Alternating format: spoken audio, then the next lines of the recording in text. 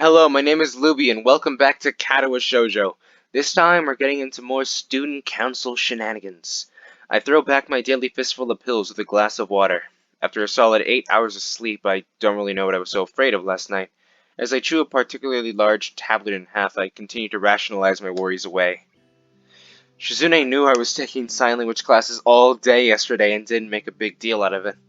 She might be mute, but that doesn't mean she can't make her feelings known. No, in fact, it seems like she's all the more direct for it. She doesn't beat around the bush or hold back. She always makes herself clear unapologetically, so there can be no mistakes.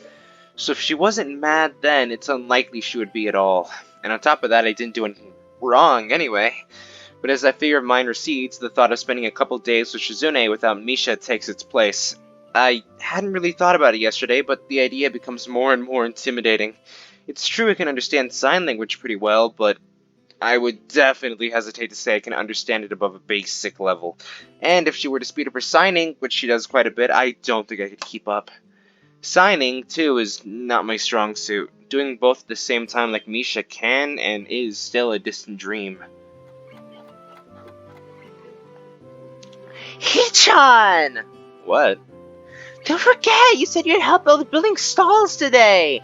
Behind the school after classes are over, okay? I know. ...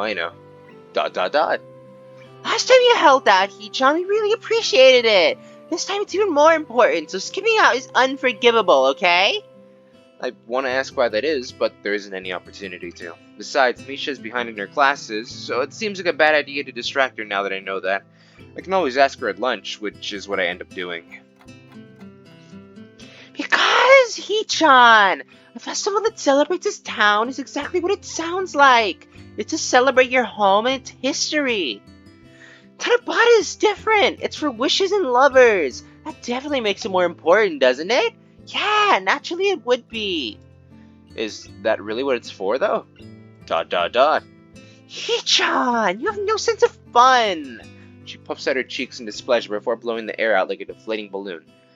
I actually have no idea what Tanabata is for, so I don't get this. You have to appreciate things like that, even if it's just an excuse to eat interesting things and dress up in the end.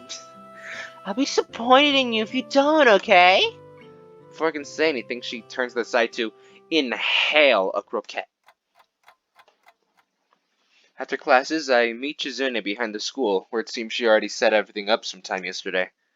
She greets me with a short wave, and then with a flourish of the hammer already in her hand, extends her arms towards the stall behind her, some of them already half completed, others still haphazard piles of boards bundled together with string. As time passes, I realize the pills can only do so much.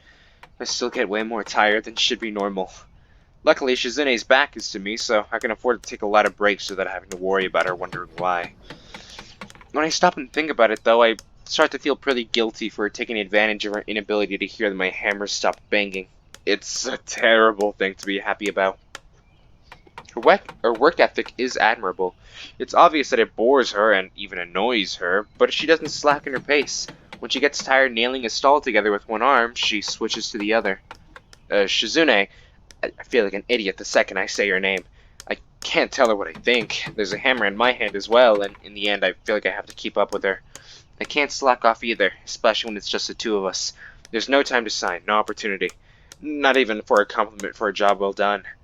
Even something as casual as that would require me to put my hammer down, get her attention, and then sign it to her. A simple gesture turned into something so needlessly complex, like a single footstep taken on a road that's longer than first imagined. I've known her long enough to know this, and still forgot it.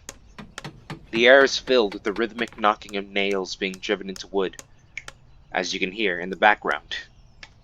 It's actually kind of nice after a while. To pass the monotony of the task at hand, I try to match my hammering to Shizune's, then alternated to try and form a beat. Of course she doesn't notice. It makes me wonder, does the lack of sound make this work seem more drawn out and boring to her? Is it strange being unable to hear the results of her actions, even as she feels the vibrations through her fingers? Or, having no concept of sound, does it bother her at all? Distracted, I don't notice Shizune sneaking up on me until her head pops into view. Taking a break? Yeah, I guess. Okay, let's do that. You can understand sign language. That makes it more convenient for both of us, even though you hid it from me. Why? Why what? Why did you decide to take sign language? Her eyes don't break off from mine even for a second. If she needs to read my response, her peripheral vision is good enough. Once she has something in her gaze, she doesn't look away. It's strange how piercing her eyes can be, dark as a lake at night. Because I wanted to. It seemed like it would come in handy. And it did, didn't it? Yes. Sorry, I didn't catch any of that. See, this kind of thing still comes up now and then. I wish Misha was here. She has work to make up for, doesn't she?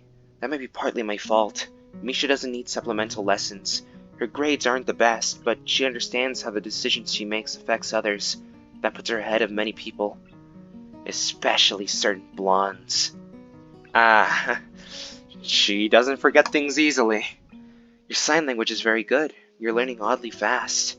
I've been taking classes for a while now, and it's kind of easy to pick up after a while through immersion or osmosis, that kind of thing. It's not too bad. And if I'm really stuck, Misha's there too. ... I guess I spoke too soon. I didn't understand any of that. Time to backpedal. Well, yeah, it's actually not that easy. It's actually hard as hell, like trying to pick up broken glass. But I guess in some ways it's interesting as well, like an adventure. Well, no. Picking up broken glass is not an adventure. Sure it is. It's just as challenging. If you use a dustpan and broom, it's not. I feel frustrated and sad. When I look up, I notice she has a can of soda in her hand. Where did you get that? I forget to sign it, but she understands anyway, following my eyes, and produces another one from behind her back. She tosses it in my direction, and I catch it with both hands. I brought an extra one for you. She pauses to slide her fingernail under the tab of her can and pop it open before setting it aside for a moment. If you're gonna try and help me so much, then I have to look out for you too. It's only natural. If you're gonna learn sign language, that's something entirely different. I'm naturally going to be impressed. What separates the two is obligation. I'm very happy. She downs her drink in one go, stretches her arms behind her back, and jumps to her feet. Okay, back to work. And like that, it's over. Shizune returns to her work with the same energy as before, the lingering traces of a smile on her face, the only evidence that she had taken a break at all. As I do the same, I think that Misha was right in saying everything will work out for the best. Everything so far seems to be going in that direction. Yeah, let me just put the exposure slider on the background down. Misha swings by as it starts to get darker, looking just as tired as I feel, and Shizune decides to stop for today. As we cover the day's work and go our separate ways, I look at how fluidly they talk to each other and how easily they laugh together as they walk to their dorm. It makes me appreciate Misha's skill at sign language more. I wonder if I'll ever reach that level, or if I even have the will, or if I even will have the time to. That last sentence tripped me up. Yeah. That was like the first back and forth conversation me and Hisao and Shizune ever had, right? That's pretty cool. The first thing I do this morning is trip once again over Kenji's package as I get out of bed, finding myself diving headfirst into the floor before I'm even fully awake. I want to smack this thing with the first blunt object I can find, like I'm going for a home run, but I don't even have the energy for that this early in the morning, and it would likely damage whatever's inside, and that would be mean. Yeah, I've got standards. I slide into the hallway. It sails along the smooth floor with little difficulty and stops with a soft and almost inaudible bump on colliding with Kenji's door. Immediately, a dozen locks unbolt in succession like a mounting symphony. Who is it? He says as he blindly steps forward into the hallway anyway, somehow stepping over the box in a way that would be uncharacteristically impressively graceful if it weren't for the fact that I knew it was wholly accidental. It's me. I got your mail. You're standing over it. I know. Thanks a lot, man. Yeah, whatever. So, what's in it? He cringes, instantly turning very defensive and agitated. It's nothing. Come on, tell me, I'm curious. And I almost broke my neck falling over it, and before that I had to carry this stupidly large box around with it blocking my vision, crossing roads with it in front of me. I think you can at least tell me what's inside in return. It's secret stuff. I can't tell you, because then it'd be very secret. Because then it wouldn't be very secret and shit. It's nothing important. Well, if it's nothing important, you can tell me. If it's nothing important, why do you have to know? Why is that wrong? Why do you have to know? Why can't I know? Why are you answering my questions with questions? Why won't you answer my first question? Why won't you answer my last question? I realize our voices are getting higher with each reply. Down the hall, a door pops open and someone sticks his head out quizzically to see what's going on. We must look like such tools, but I bet I'm the only one out of the two of us with enough shame to realize it. Fine, you can take it to your grave. You have to get ready for school anyway. Damn, no! Why are you so hasty to leave? Stick around a little. You want some coffee? It's been a while. Yeah, I thought you were dead since you were so slow with the package delivery. You're lucky I was willing to do package delivery in the first place, smartass. Whoa, calm down. Man, you're so confrontational. Is it because of the student council thing? I hear you hang out with them now. You heard it from me.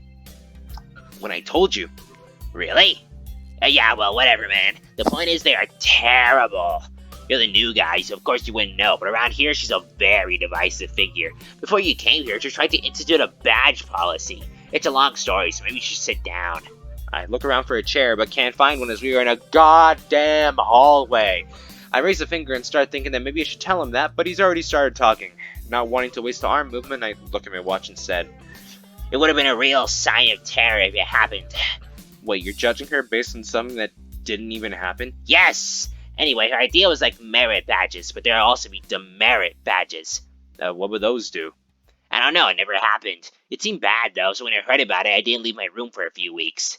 So you heard there would be a massive change and hid in your room, trying to just ride the change out.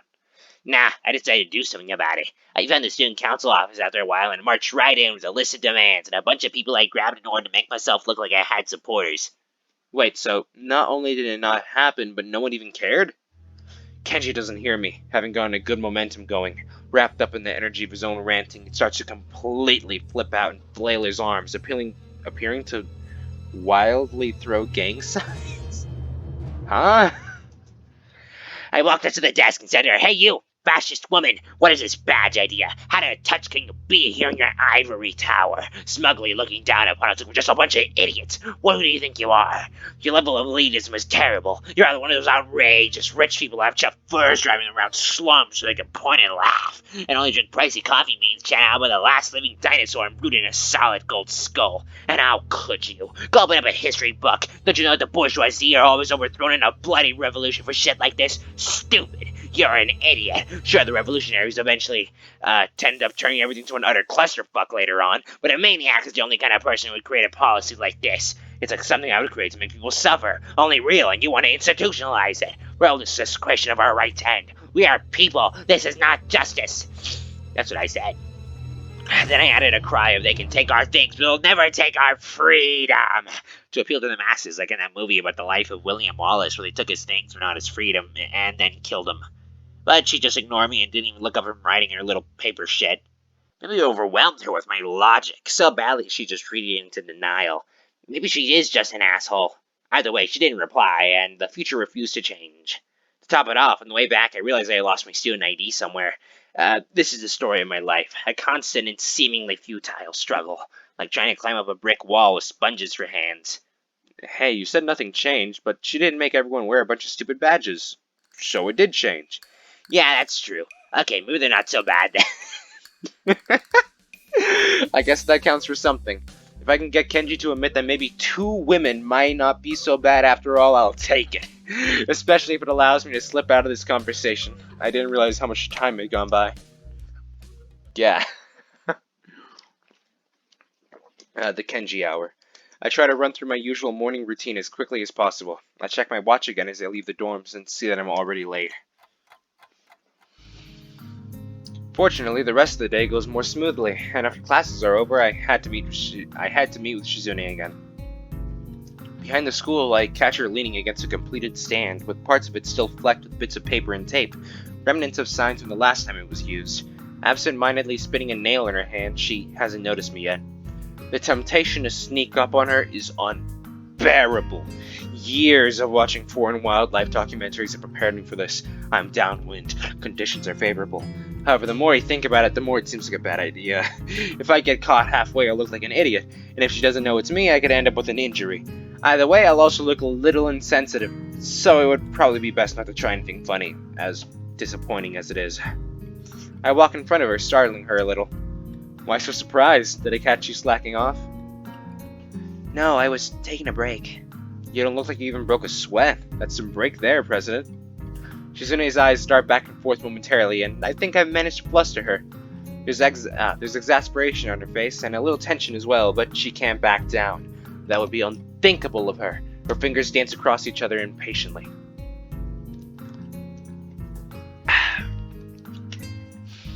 You're acting competitive today. Are you trying to get my blood boiling? Do you want me to make it a contest? We'll race to see who can construct the most stalls by sundown. No, I'm teasing you. That's okay. It's not a real student council if you can't tease the student council president a little. You agree, don't you? That isn't in the student council charter, so it isn't true. There is no charter. At least I don't think there is. The only thing they pledged loyalty to are a stack of takeout menus. Anyway, it's good that you're finally here, even if you could have been earlier. Pick up a hammer and we'll resume where we left off. As we work assembling stalls again, I slowly realize that it's really much less work than I would have expected. In fact, according to Shizune, we should be done by the end of the day with a little luck. The last time I did something like this for them, it took her, Misha, and myself almost 4 days to do it. It can't be just my imagination. You know, this doesn't seem like that much work. Because it isn't. The answer leaves me wanting a little more. Knowing that it isn't the best, Shizune puts down her hammer to elaborate. It'll be impossible for 2 people to do that much work in less than a week. The truth is that I don't dismantle half the stalls, I just store them someplace else. Actually, more like I hide them in plain sight. She waggles a finger mischievously. But that's a secret, and it's not proper to reveal the tricks of the trade.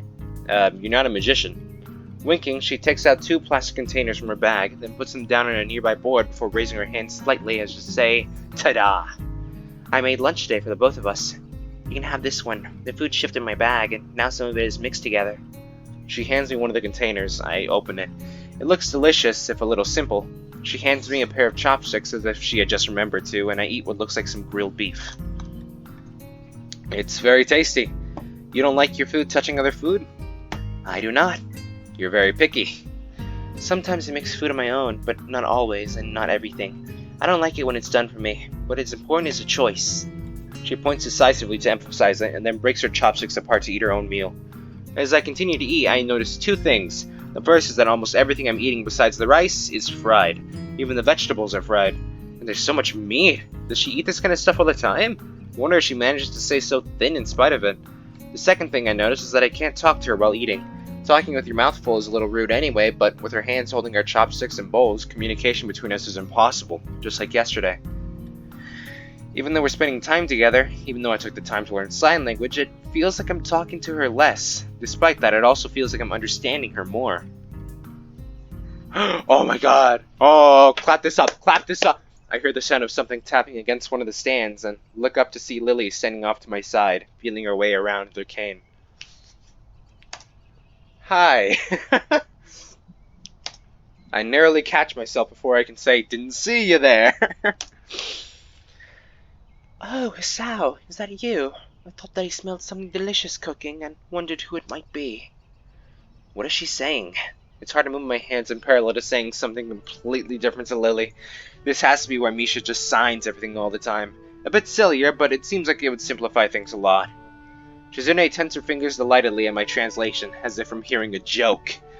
All of this food was cooked hours ago, but for someone as slow as yourself, who can't even turn in a piece of paper without being a week late, I guess your perception of time would have to be a little different.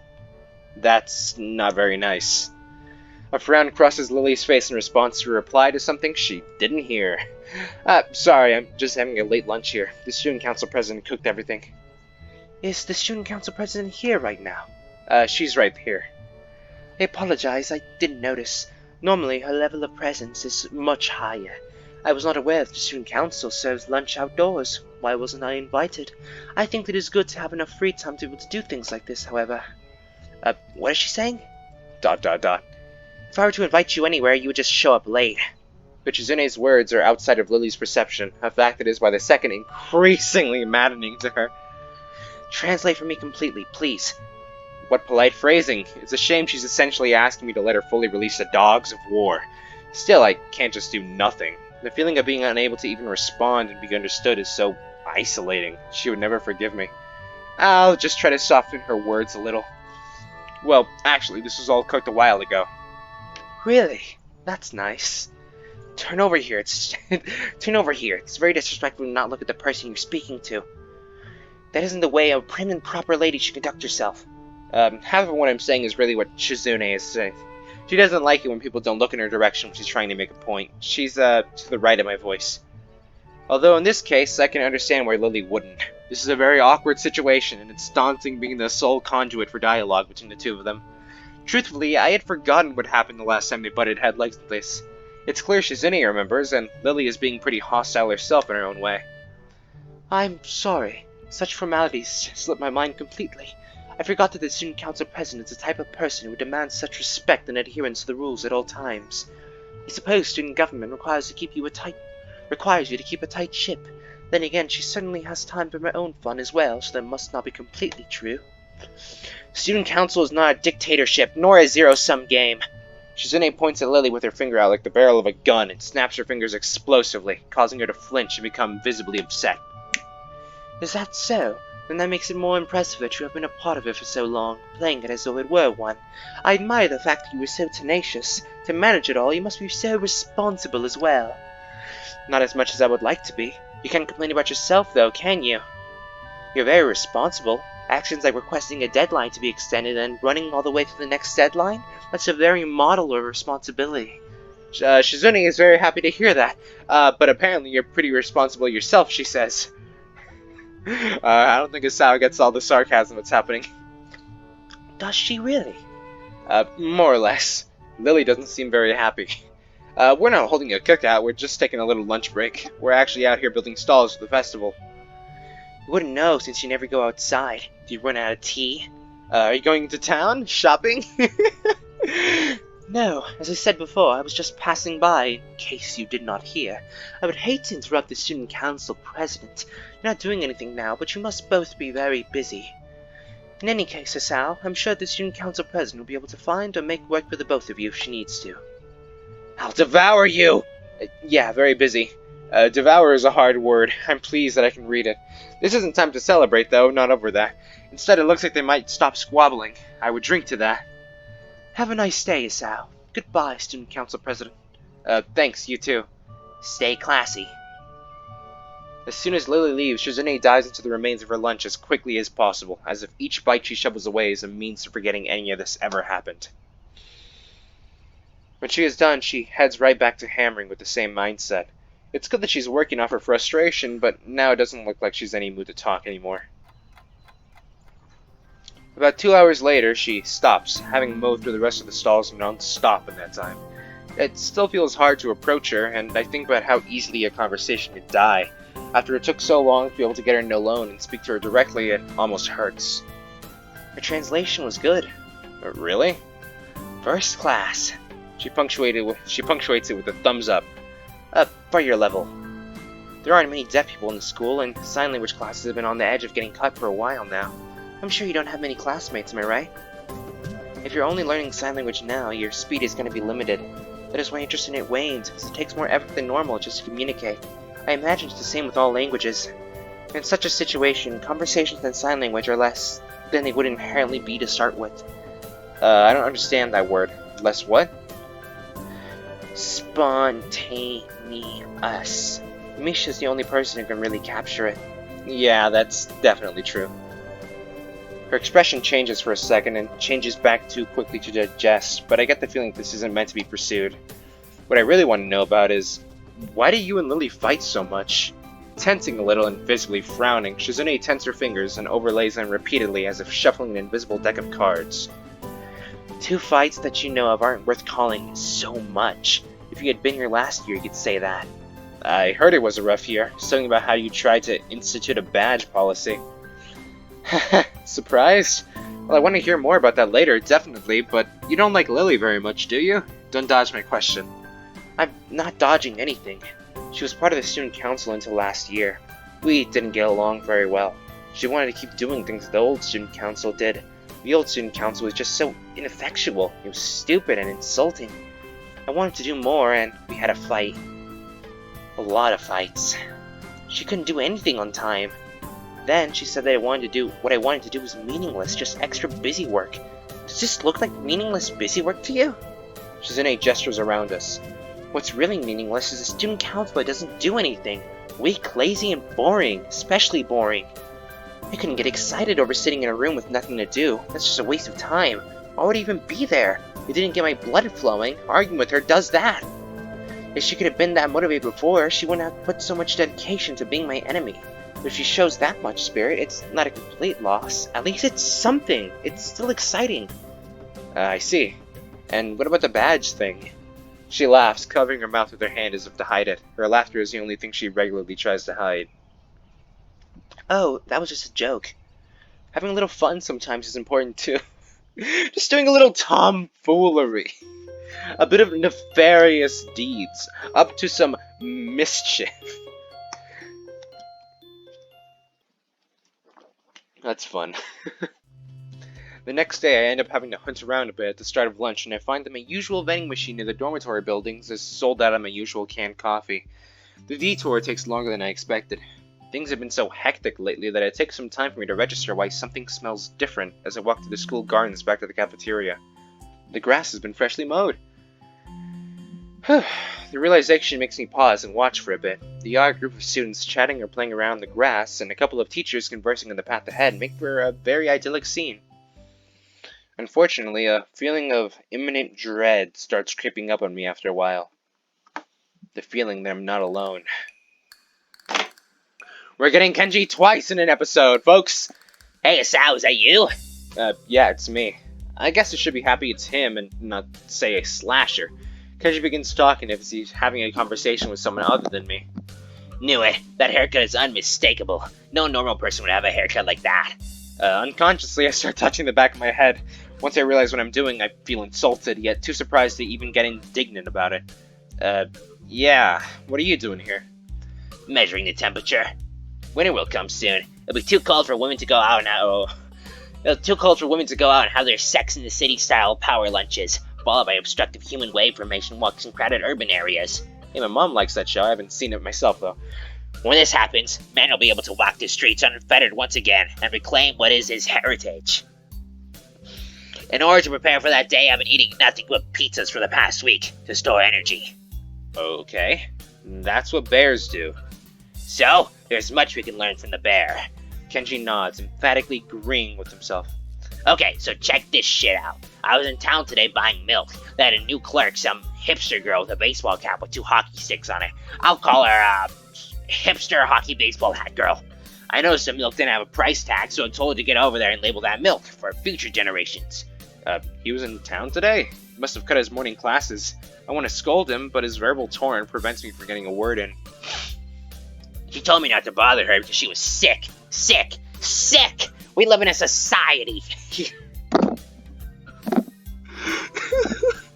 I can't believe I just fucking said the words "we live in a society" as Kenji.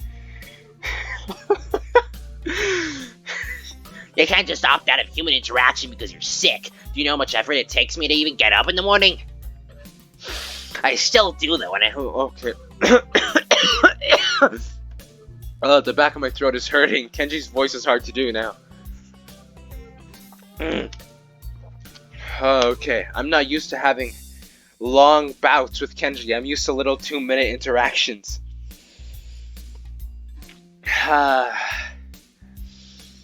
I still do, though, and I got up that morning to go down there and buy milk, not to have my vital questions just brushed aside by some hipster doofus college girl who wears a hockey baseball cap to work indoors. Anyway, I was just trying to uphold the integrity of her products. A milk carton without a price tag? When I see something like that, it just leads to questions. Important questions. It's her job to answer them, damn it. That's the problem with women. They have no sense of duty. I get diarrhea.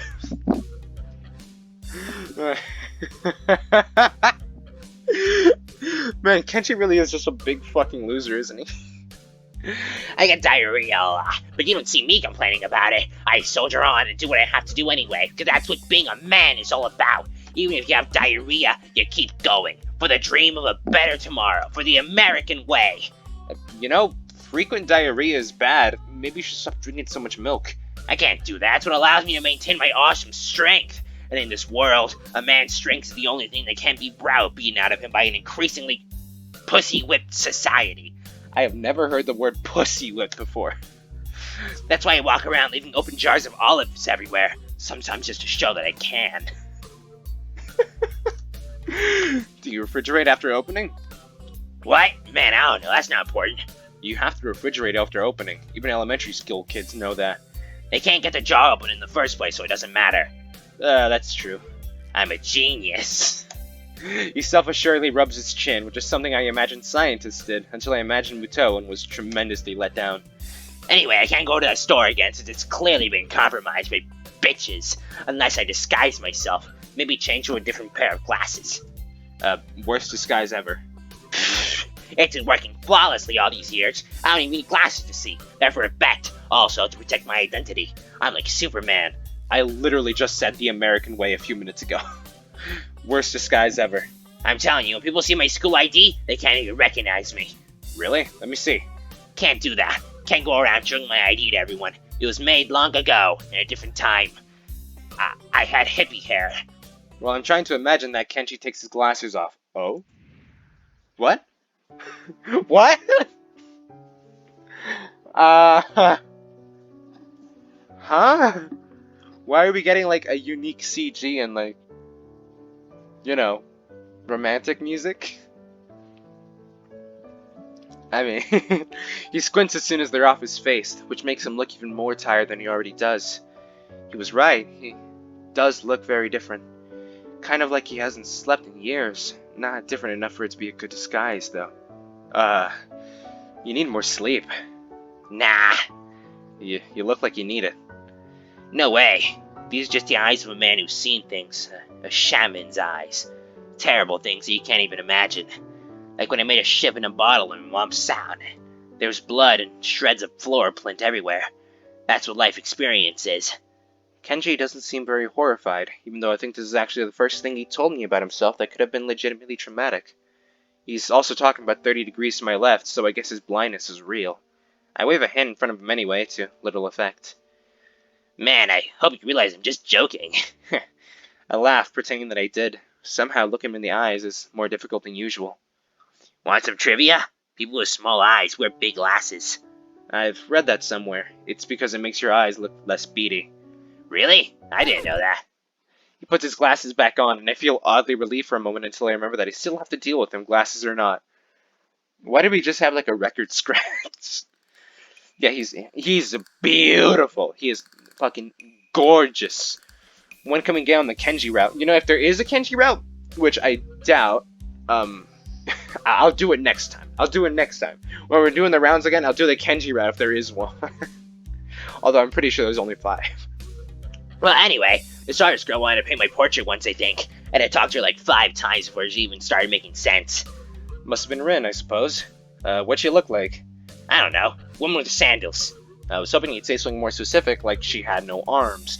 Rin doesn't wear sandals, but I feel like the chance of there being a free-spirited female art student wearing sandals beside her is reasonably high. I was thinking, sure, someday after I burn all documentation that I exist, it might be okay to leave a portrait behind, so people can look at it and remember the savior of mankind. They'll need it to model the statue. Then I thought about it some more and had to turn her down. It was tempting, but she wanted it for some school thing, maybe displayed.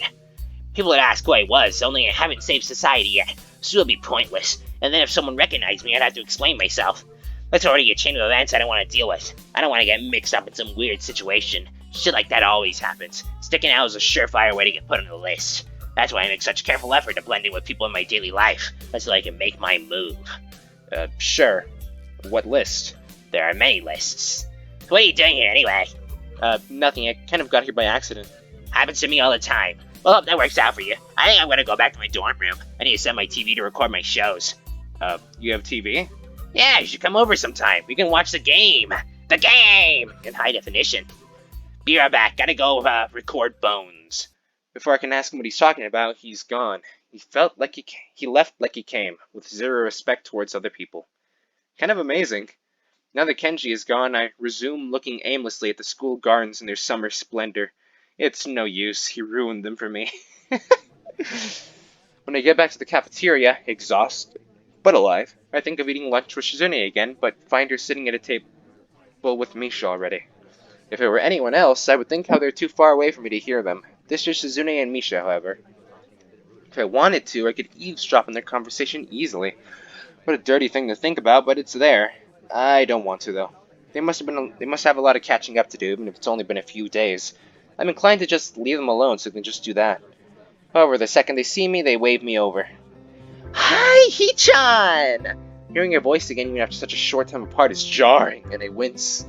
These past few days, I had forgotten that communication with Shizune is almost entirely silent, and concentrating on getting it right, I had tuned out even ambient noise.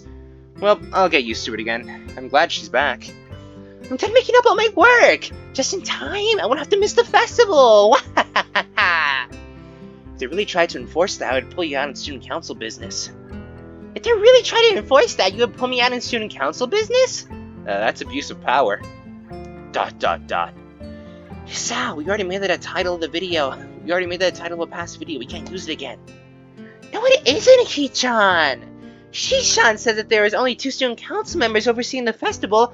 It would be a problem, wouldn't it? Yeah, definitely. It has to be at least 3. It's good for it's for the good of everyone. It's perfectly reasonable. It's necessary. Shizune leans across the table a bit as Misha delivers her slightly disturbing militaristic justifications in a childish, bubbly up-and-down tone. Shizune looks so happy, though, tending her fingers and trying to hold back a laugh as Misha pouts more seriously on her behalf. If you say so. I'm actually happy right now that we can talk so easily to each other, all 3 of us. In the beginning, I thought that I might have found myself in a bad situation. I was sure that Shizune would hate getting saddled with being a tour guide for the new guy. I didn't want to be that kind of burden either. It would be awkward even if she weren't deaf and mute, too. Just now, she said that we would all have to be at the festival, the whole student council. I don't think that the student council has any real jurisdiction over Tanabata. It's only Shizune's way of saying that she wants us to spend it together. It's nice to have friends. It's a simple thought, but one that makes me genuinely happy. We could slip into being such with so much ease. Despite the roundabout way in which she said it, I'm glad that Shizune thinks it strongly enough to express it at all. Why did you wait until we waved you over to come sit with us? A question out of nowhere. Shizune's eyes are expectant as Misha repeats her message. I feel like teasing her. You want me to sit with you that badly? We're in the student council. We should sit together as much as possible. It's logic. Anyone would jump at the chance to sit with 2 cute girls anyway. She pauses in case I might say something like, "You're not that cute," and instantly lock myself into an obvious no-win situation. When I don't take the bait, Shizune becomes more energetic and continues. You're abnormal. Well, I didn't expect her to end it like that. You're too quick to call other people abnormal. So arrogant. You're too quick to call other people arrogant. That makes you arrogant, and arrogance is also abnormal. You're double abnormal. It doesn't work that way. It's a sliding scale. Leaning on her arm, Misha closes her eyes and lets out a low, slow laugh, like a chuckle. Don't laugh. Don't laugh in this kind of situation. I notice that Misha signs everything I say to Shizune anyway, even though I'm signing myself. This is redundant, but it's an unconscious action for Misha. On the other hand, I can't stop. If I let myself take it easy and sign less just because Misha is back, then what was all this for? I don't want to risk losing familiarity without a sign either. My hands are pretty slow to speak on my behalf as it is. Hee-chan! You and Shishan talk to each other much more. Hee-chan, you and Shishan talk to each other much more now. Back and forth. It's really funny too. Like an old married couple, right? Right? What a loaded comment in so many ways. Although because it's Misha, it can't have been on purpose. That's not a compliment. Shizune doesn't react to Misha trying to pair the 2 of us up. Maybe she didn't see it. Sometimes it does happen, I've noticed. Still, I wonder if it's really that simple and why I care so much, but I don't want to think about it too hard. Misha's just playing expert matchmaker, don't worry about it. I want to leave. I keep thinking that I'm hogging Misha's time with Shizune, and it could be that Misha cut in just now on purpose, feeling that way too. I doubt that either of them will let me leave, though. In some ways, they're too nice. Anyway, Shizune, if you really want to know, I didn't want to sit here because I don't want to intrude. I felt because of Misha being away for supplementary lessons or whatever, you 2 would have a lot to talk about, and I should just leave you alone to catch up. That's why I thought I would just hang back. Don't worry, Misha, I'm not trying to monopolize Shizune. Hee-chan, it's not like that. ... You're so considerate, Hee-chan. Shishan is sorry and apologizes. I don't really think it's worth apologizing over, so don't worry about it. Hey, don't you both think that since Misha is back, we should go celebrate somehow? I think so. Hee-chan, usually how you make up work isn't something to celebrate over. No, it's a good idea. The timing is perfect, and Shizune said the student council should have a little fun too sometimes. You probably heard that too, right, Misha? Should be fine. ... Actually, wait a second. Didn't you have to make up work because you were missing so many classes to begin with? So, skipping out to celebrate would be kind of stupid. Maybe the timing isn't perfect. Like I said, we could go after school. Where should we go? Misha speaks Shizune's question to her aloud before she even stops to think it over, both of them completely ignoring me. Hey, listen to me, two-man short-sighted student council team. ... Hee-chan, you're part of this team too! Yeah, I guess I am. Oh. Yeah, you are Hee-chan! So forgetful and troublesome. I feel sorry. Oh. So forgetful and troublesome. I feel sorry for the girl who falls in love with you. So, where do you think we should go? I'm laughing in spite of myself, wanting to point out how Misha seems so enthusiastic now, but she was the one who was most apprehensive about it just a few seconds ago. For whatever reason, I can't bring myself to do it, but this is okay too. After a short discussion on where to go, it seems like the only place all three of us know and are willing to travel to is the Shanghai. A tea house doesn't look like a bad place to celebrate, especially because I'm sure they sell cake there, and cake is the most celebratory food. Jumping right to it. I haven't seen Yuko in a while either, and neither have the girls. For all these reasons, plus the fact that it's so close, I end up standing in front of the little tea shop with Shizune and Misha before I know it. Welcome! It's been a while since I heard Yuko's voice, and I'm surprised all over again by the energy she puts into her greetings. Kind of like an extremely nervous Misha. Hi! But you don't have to do all the time if it's just us. Yes, I do. But, okay, if you say so, Yuko.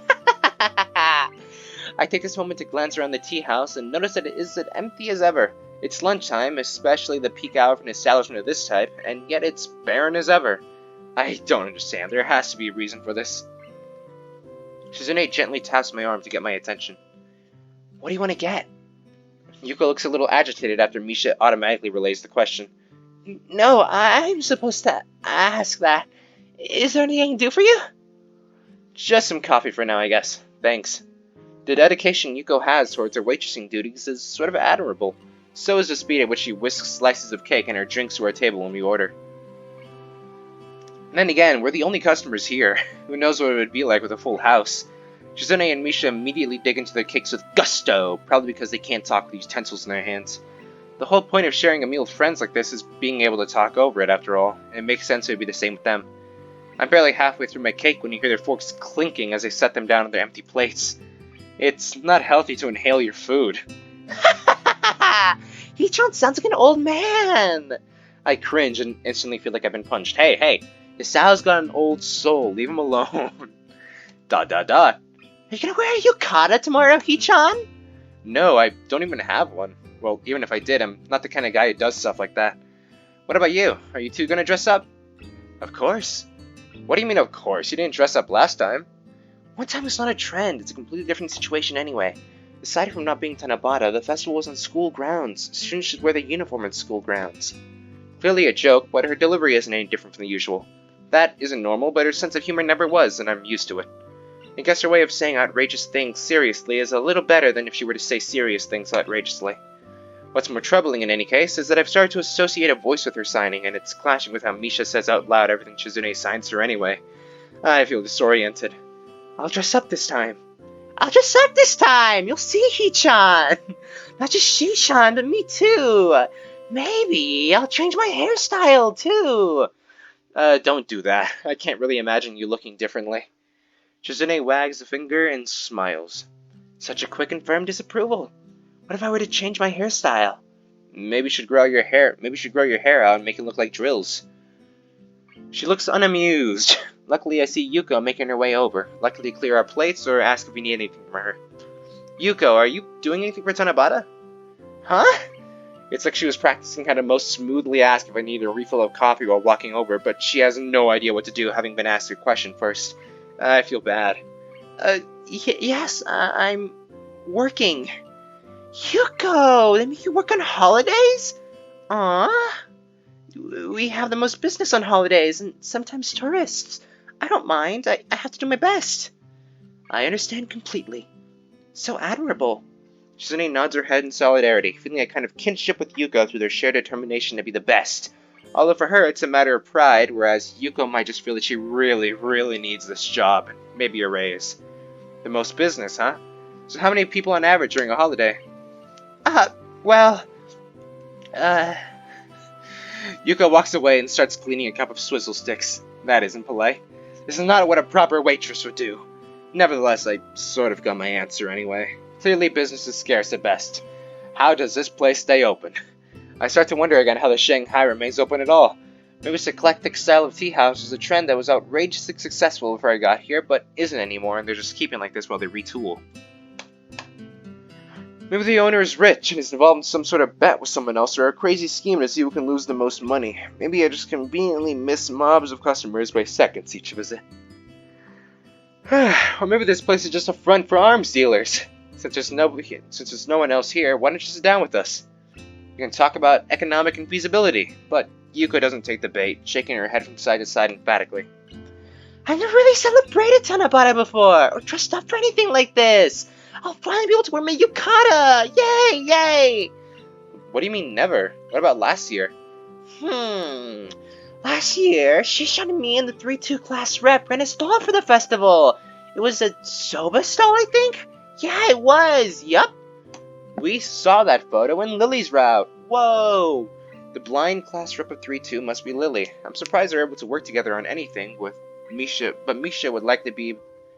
Sorry, I've been stumbling over so many words. Maybe I'm talking too fast. And I'm out of water too, so let me just... But Misha would likely be the best possible buffer for that kind of thing, with how innocent she is. Shishan cooked, and Lily took the orders, and I translated for them. Shishan kept saying it's so inefficient. Misha wanted to be the middleman. As in, why is there a middleman in the first place, huh? It'd be fine if I did the cooking and you took orders. It doesn't make sense at all. But I think everyone had fun in the end, right, Shishan? Da da da da da da da da. Shizune adjusts her glasses grudgingly, causing Misha to break into laughter. It was the old student council's idea, that's why. So, what was the last student council like then? Shizune finally decides to step in again, or it's more like she can't stop herself. Terrible. That was blunt. She ends with a chopping motion as if passing judgment on them. I hope she's going to elaborate a little. Da da da. Universities and some private schools, student councils can have control over millions of yen of budget to distribute and is millions of yen to budget and distribute as needed. Wow, really? Millions? Ah, right. And they are much more involved in school activities too, Hee-chan. From Misha's tone, it seemed like this is newer to her than it is to me. The school student council is like a joke in comparison. Don't give people positions of power if they don't even have any power at all. What's the point? So, I want us to have more and more work. It was hard to convince the school and the other student council members to allow it. Actually, a lot of the work you've seen us do is really work that I took on, which is what Lily was talking about. If it wasn't for Shishan, the student council would just file attendance reports day in and day out. Do you prefer that, Hee-chan? Of course! Hee-chan, as soon as the workload started going up, most of the student council stopped coming. Wah! Dot dot dot.